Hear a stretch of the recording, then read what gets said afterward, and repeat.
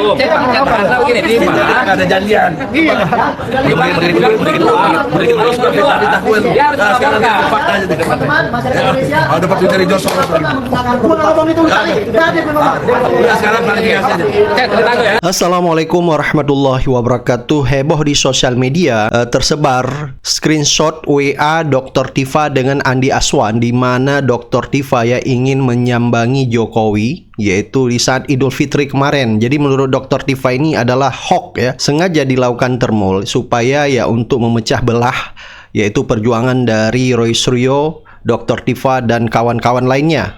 Nah, menurut netizen di sosial media, mengapa termul sibuk membujuk pihak Roy Suryo dan kawan-kawan untuk RJ, termasuk Dr. Tifa di dalamnya? Kenapa tidak berusaha membuktikan menunjukkan ijazah asli? Karena termul gagal yang melakukan hoax atau fitnah, sehingga kita lihat Andi Aswan ya bolak-balik ke Polda Metro Jaya. Menurut netizen di sosial media, termul dikejar target dan menekan Polda agar menahan Roy dan Tifa.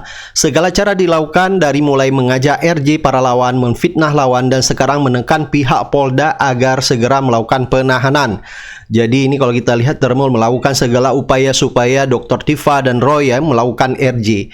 Jadi kalau kata netizen di sosial media ya, termul melakukan berbagai drama. Nah, sampai pada akhirnya pun ya, yaitu Refli Harun, kuasa hukum daripada Roy Suryo dan Dr. Tifa, akan mengajukan yaitu PMH, perbuatan melawan hukum, karena sampai sekarang tak kunjung Jokowi memperlihatkan ijazahnya. Sebenarnya polemik masalah ijazah palsu ini yang sudah bertahun-tahun sampai sekarang tidak kelar-kelar ya, karena Jokowi tidak mau menunjukkan ijazahnya. Polemik ijazah palsu ini masalahnya cukup gampang, tinggal perlihatkan ijazahnya dan diperiksa dan diteliti, tetapi itu tidak dilakukan. Yang dilakukan oleh Jokowi yaitu melalui termul ya, melakukan fitnah dan juga mengajak mereka supaya melakukan RJ, restoratif justice, dan pada akhirnya gagal ya.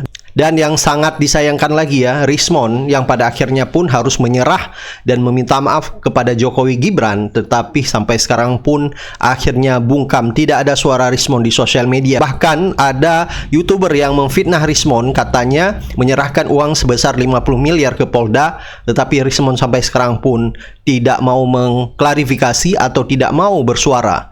Sehingga menurut Roy Suryo, Rismon sudah end the game.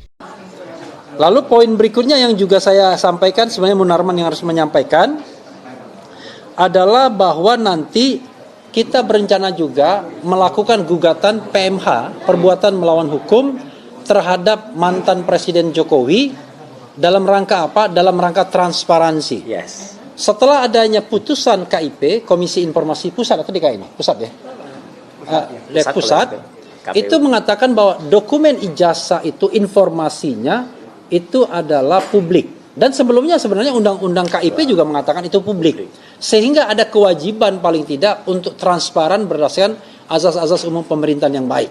Nah, kita selama ini tidak pernah melihat Pak Jokowi itu menggelar press conference untuk menunjukkan ijazah yang diklaimnya sebagai ijazah asli, bahkan cenderung berlindung di balik proses hukum, seolah-olah ijazahnya itu sudah disita oleh Polda Metro Jaya. Padahal penyitaan itu sendiri juga membawa pertanyaan, karena yang biasanya disita barang bukti. Barang bukti apa? Barang bukti hasil kejahatan. Lah, kalau ijazahnya asli kok disita? Hasil kejahatan. Iya kan? Biasanya kalau ijazahnya asli, ya disimpan. Iya. Kalau dia masih muda, masih fresh graduate kan untuk melamar pekerjaan kan, kok disita? Oke. Itu menjadi pertanyaan. Itu ada Pak Didit tuh, ahli hukum, kalau mau tanya-tanya nanti ya. Ahli hukum pidana. Karena itu kita minta gugatan, pengadilan memerintahkan agar Pak Jokowi melakukan tindakan yang transparan. Kita tidak mempermasalahkan apakah ijazahnya palsu atau tidak, karena sudah ada forum Citizen Lawsuit di Solo, tapi kita ingin memerintahkan pengadilan agar Pak Jokowi bersikap transparan, menunjukkan ijazahnya secara transparan. Paling tidak bisa dipotret oleh Mas Roy dan kemudian diuji lagi. Ya kan? Karena sampai saat ini yang diklaim sebagai ijazah asli itu adalah yang diperlihatkan pada tanggal 15 Desember 2025, yang kita cuma lihatnya 5 menit. Tanpa disentuh, tanpa bisa dipotret, dan dalam plastik, tanpa dirobah, dan dalam plastik. Sehingga kita tidak bisa menilai apakah embossnya ini benar-benar emboss atau embus-embusan, apakah watermarknya ini benar-benar atau tidak. Makanya kemudian ketika dalam pembelaan saya tetap rely on dengan Mas Roy. Kepada bagaimana kita membuktikan ijazah ini 99,9% palsu. Akan halnya kalau misalnya teman-teman tanya, Mas fokus kok harus ke MK, harus ke KIP, harus ke citizen lawsuit. Lah itu justru fokusnya di situ. Semuanya itu polanya adalah tentang ijazah ini. Bukan untuk dibelokkan ke isu-isu yang murahan. Hoax 50M, hoax apalah itu enggak. Kami sama sekali tidak akan melayani. Dan jangan harap ya kami akan melayani isu-isu receh ini. Enggak perlu. Kita meresponnya cukup dengan statement saja. Karena mereka hanya menyampaikan ini. Kalau mereka menantang, mana kok tidak dilaporkan? Enggak, kita justru melaporkan yang ini. Kita serius kembali ke gawangnya. Nggak mau dibelokin lah. Ya, membuktikan ijazah Joko Widodo 99,9% palsu. Itu sudah clear. Jadi sekali lagi ya teman-teman semua, fokus pada press conference dari Troya saat ini ya, Tifa Roy Advocates kali ini adalah kita menentukan apa-apa langkah yang nanti akan dilakukan. Termasuk juga ada gugatan CLS, kemudian juga sama juga jadi dari Tokham tadi juga ada gugatan CLS atas nama 17 senior atau purnawirawan TNI. Ini juga dari Troya juga ada. Ada juga dari sahabat kami Pak Edi Mulyadi yang nanti akan juga menyampaikan. Ada ke KIP, kita pertegas ya. Sekali lagi, Ombudsman juga akan kita lakukan lagi. Jadi sekali lagi, meskipun ini pun sudah saya bongkar habis ya. Soal yang WA palsunya Dr. Tifa itu, dan itu sudah saya sampaikan. Jadi saya kira itu nggak perlu dibahas lagi. Dan kita tetap menyemangati, saya last statement saja. Kita tetap semangat dengan Kaos baru. Dr. Tifa, ya. Oh iya, karena Dr. Tifa itu teman-teman lihat, gue tetap semangat dengan bukunya, yaitu bukunya apa? Tentang penelitian otaknya Jokowi. Nah ini, jadi ini adalah membedah otak, ya. Satu Bang Oli saya sudah jelaskan. WA palsu yang dibilang itu. Saya menerima WA atas nama Dr. Tifa, tapi saya tidak tulis pertamanya. Kemudian, karena tidak terrecord, karena saya dapat bertemu atau berinteraksi dengan Dr. Tifa itu. Kemudian, ya, dia mengirimkan e-flyer selamat Idul Fitri. Ya saya kaget, kan ada fotonya kan. Kemudian ya saya save. Ketika saya save, itu memang automatically namanya itu Dr. Tifa, bukan saya tambahkan Dr. Tifa. Automatically dia langsung masuk itu Dr. Tifa. Ya, kemudian saya tanya, ya, mohon maaf tadi saya jawab, kemudian dia tanya, saya tanya dulu, apakah ini benar Dr. Tifa? Iya Bang. Kemudian dia jawab lagi, Bang Andi tolong difasilitasi saya untuk bertemu Pak Jokowi di Solo dalam rangka silaturahmi Idul Fitri. Kemudian dia lagi, tolong jangan dipublikasikan ya Bang. Kemudian saya bilang, oke, bisa nggak kita bertemu dulu? Karena saya ragu apakah ini penipuan, apakah ini jebakan. Makanya saya ragu untuk itu. Tapi dia balas, bisa Bang, saya akan diskusi dengan PH saya Al-Kartini. Kaget saya kan, Bang kita udah tahu ada Al-Kartini. Oke, saya diam dulu. Kemudian 30 menit kemudian dia balas, bisa Bang, di Tebet di Hotel Tem jam 10 saya akan datang bersama Al-Kartini. Saya curiga, saya telepon Al-Kartini karena saya pernah dalam satu frame di TV One itu bertukar nomor telepon. Nah di sana saya tanya, Bang Al-Kartini, kita bertemu besok katanya Dr. Tifa itu di Coffee Time jam 10. Oh dia juga kaget. Kok saya nggak dikasih tahu, saya ada di Denpasar. Oke, mungkin Bang Al-Kartini bisa cek ini nomor teleponnya. Nah, dia telepon, terus dia balik lagi ke saya. Saya tidak tahu ini nomor karena saya tahu semua nomornya Tifa dan saya sudah tanya kepada keluarganya sebelumnya, itu tidak ada. Oh begitu Bang. Oh berarti ini adalah penipuan. Ya kan, saya katakan, oh terima kasih Bang, ini berarti penipuan. That's it, sudah. Saya nggak ada uang lagi kan. Kenapa besok paginya dia plot twist seolah-olah saya yang mengajak Dr. Tifa untuk hadir sebagai makelar. Dia katakan itu. Nah inilah kenyataannya. Ada saya masih ada setiap terbaik. Saya ada screenshotnya. Dan screenshot yang dipegang oleh Rasul itu ada screenshot saya yang saya kasih ke Al-Kartini. Nah kenapa Al-Kartini menyebarkan itu? Ini pertanyaan saya, apa motifnya dia menyebarkan itu sehingga dibuat oleh Roy Suryo itu ya sebagai itu perbuatan dari temul katanya. Teman-teman juga. Dan saya sudah cek memang dalam get kontak itu adalah tulisannya penipuan. Ya sih. Tapi kemudian saya cek lagi, kok tulisannya AA, Ade Armando. Ini poinnya. Jadi apa? Saya malah curiga, jangan-jangan buku apa itu dibuat oleh Rusdi. Antara orang yang menghina Pak Jokowi itu terkait dengan perbuatan cabul. Aduh, si Farad apa lagi ini? Waduh, itu Rafli Harun sama Dr. Tifa katanya cabul ini. Ya semua orang tahu lah, ini taktik, ini strategi, ini tahu ini ada ilmunya ini. Ya kan, Rismon bongkar, ada yang dan Ayu supaya terlibat, dan Ayu 50 miliar apa loh. Ini ditambah lagi itu, ini strategi ini orang tahu lah.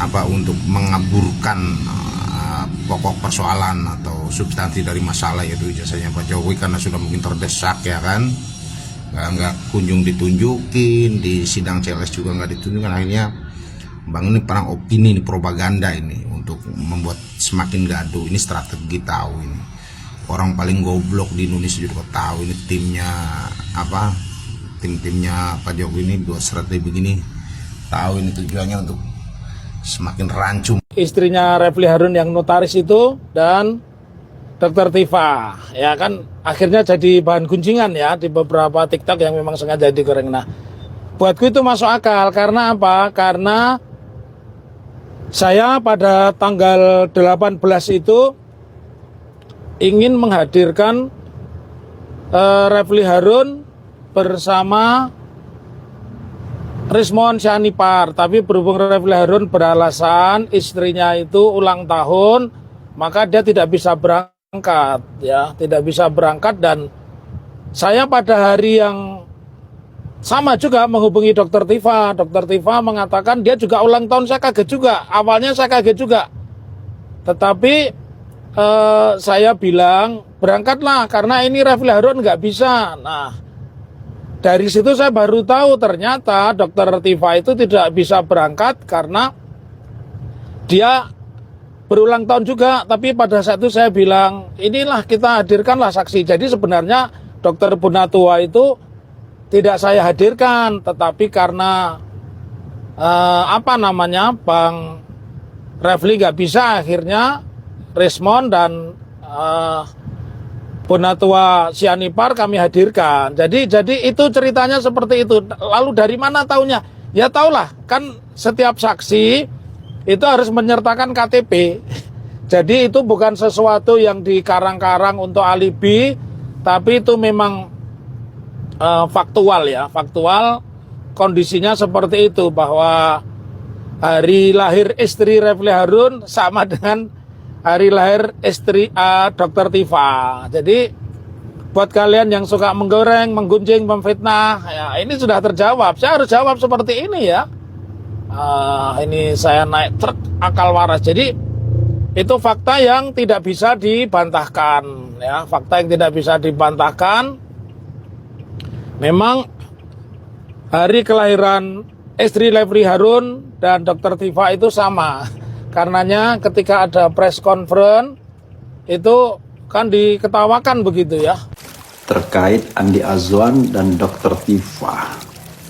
Andi Azwan yakin betul bahwa Dr. Tifa akan menyerah. Tetapi kita lihat ya. By the way, apakah saya sudah nyetelnya benar? Oke ya. Jadi sobat era sekalian, kata Andi Azwan, dia yakin Dr. Tifa akan mengikuti jejak Rismon. Kita uji ya, kita uji. Walaupun saya paham ya, sedang bekerja sebuah, apa istilahnya, sebuah operasi intelijen mungkin, yang untuk mencari kelemahan-kelemahan sebagaimana kemudian ditemukan di Rismon. Tapi coba kita lihat nanti bagaimana jadinya ya. Kita bacakan apa yang dituliskan oleh media ini dan kemudian apa yang ditanggapi oleh Dr. Tifa walaupun secara tidak langsung ya. Judulnya adalah Andi Azwan yakin Dr. Tifa ikuti jejak Rismon ajukan restoratif justice. Maksa banget ya. Tiba-tiba hilang dari media. Apakah hilang dari media? Kalau media itu termasuk X atau Twitter, rupanya Andi Azwan tidak update kalau begitu ya. Oke, coba kita bacakan ya. Ini update berita ya. Oke, tribunnews.com, ketua umum ini ya, dari tribunnews.com. Ketua umum relawan Jokowi mania ya. Kita juga bingung nih relawannya buat apa lagi. Andi Azwan menilai Tifauzia Tiasuma atau Dr. Tifa akan mengikuti langkah Rismon Sianipar yang mengajukan restoratif justice RJ dalam kasus tudingan ijazah palsu ex-presiden ke-7 RI Joko Widodo dalam kurung Jokowi. Adapun Dr. Tifa dan Rismon merupakan tersangka klaster kedua kasus ijazah bersama Roy Suryo. Tetapi Rismon diketahui telah mengajukan RJ setelah meminta maaf kepada Jokowi dan mengakui penelitiannya soal ijazah terdapat kekeliruan. Bahkan Rismon juga mengunjungi rumah Jokowi di Solo karena atas perintah ya, diminta, bukan inisiatif sendiri tentunya. Sudah setelah dikasih green light datang, dikasih green light ke Gibran datang ya, bukan by inisiatif begitu. Setelah Rismon mengajukan RJ, Roy Suryo tetap pada pendiriannya yang masih percaya bahwa ijazah Jokowi palsu dan akan meneruskan perjuangannya sampai ke pengadilan. Melanjutkan perjuangannya sampai ke pengadilan enggak juga ya. Melanjutkan perjuangan karena justru kita ingin agar pengadilan itu tidak digelar karena kenapa? Bukan karena takut, tetapi karena sudah banyak pelanggaran hukum yang dilakukan oleh penyidik Polda Metro Jaya sehingga sudah tidak justified lagi untuk kemudian melanjutkan kasus ini. Tapi ingat, kasus yang dihentikan adalah kasus tudingan pencemaran nama baik, ya, penghinaan, kemudian apalagi ya, penghinaan, kemudian juga ujaran kebencian dan lain sebagainya. Bukan kasus tentang asli atau tidaknya ijazah itu sendiri. Justru setelah itu kita minta Bareskrim Mabes Polri membuka kembali kasus ini yang pernah diadukan oleh TPUA, atau kalau tidak dilakukan yang namanya pengaduan yang baru. Itu one thing for sure ya, agar kasus ini tidak menguap begitu saja. Karena yang diinginkan kubu Jokowi adalah semua orang minta maaf, restoratif justice, dan kemudian tidak ada lagi pembicaraan atau pembuktian mengenai ijazah. Nah ini yang kita harus ingat ya, kita harus hindarkan dan kita harus keep in mind bahwa ada kekhawatiran entah dari pihak sana lah. Kalau ini masuk pengadilan maka nanti akan kesulitan dalam hal pembuktian apakah ijazah itu asli atau tidak. Ya. Sementara itu Dr. Tifa sebelumnya memutuskan untuk rehat sejenak dari kasus ijazah setelah Rismon meminta maaf kepada Jokowi. Keputusan itu diambil Dr. Tifa karena saat itu dirinya ingin fokus menjalani ibadah selama bulan Ramadan, bukan karena alasan lain. Namun menurut Andi, semenjak Rismon mengajukan RJ, Dr. Tifa justru menghilang dari media. Tiba-tiba dia menghilang dari medsos, menghilang dari media mainstream. Dan saya ingat waktu itu catatan Demokrasi, salah satu pembicaranya mestinya itu adalah Dr. Tifa, akhirnya diganti oleh salah satu dari penasihat hukumnya yaitu Bang Petrus Celestinus paparnya. Itu aja nggak benar ya. Petrus Celestinus bukan penasihat hukum atau kuasa hukum dari Dr. Tifa ya, tetapi Roy Suryo iya. Paparnya, ini aja salah dia ya. Hal tersebut kata Andi lantas menimbulkan pertanyaan karena Rismon juga melakukan hal yang sama sebelum mengajukan RJ. Ketika Rismon mengajukan RJ itu juga melakukan hal yang sama, Rismon tidak mau tampil di televisi, tidak mau tampil di podcast dan menghilang seperti itu. Terakhir kan bertemu dengan saya di Metro TV pada saat itu melalui Zoom. Itu terakhir saya bertemu dengan dia jadi awal bulan pada saat itu, kata Andi.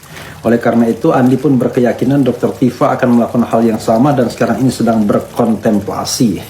Luar biasa, sok tahu dia ya. Andi juga mengatakan bahwa ada yang menghubunginya untuk meminta RJ tetapi dia tidak menyebutkan rinci siapa sosok tersebut. Nah, itu siapa ya? Saya masih belum yakin apakah ini merupakan permintaan atau hanya main-main saja atau menjebak saya seperti jebakan Batman, ungkapnya.